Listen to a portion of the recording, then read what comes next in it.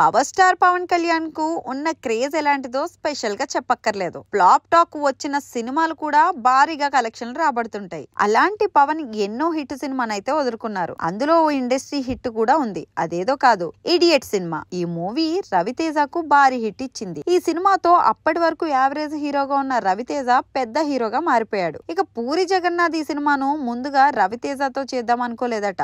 అప్పటికి యూత్ లో భారీగా ఫాలోయింగ్ ఉన్న పవన్ కళ్యాణ్ తో తీస్తే బాగుంటుందని ఆలోచించాడు. కానీ పవన్ కళ్యాణ్ కు అప్పటికే చేతి నిండా సినిమాలున్నాయి. పైగా ఇడియట్ లో హీరో పాత్ర బేవర్స్ గా ఉండడం వల్ల పవన్ కు కొంత ఇంట్రెస్ట్ గా అనిపించలేదు. అందుకే తర్వాత చూద్దాంలే అని పూరికి చెప్పాడట. ఇక చేసేది లేక పూరి అదే కథను పట్టుకుని రవితేజ వద్దకు వెళ్ళగా ఓకే అయ్యింది. ఇంకేముంది, ఇద్దరు కాంబోలో వచ్చిన ఈ సినిమా ఇండస్ట్రీ రికార్డులు అయితే బద్దలు కొట్టేసింది. భారీ హిట్ టాక్ తెచ్చుకుని దూసుకుపోయింది. ఒకవేళ అదే మూవీ పవన్ చేసుంటే కథ వేరేలా ఉండేదేమో. యూత్ మొత్తం ఊగిపోయేది.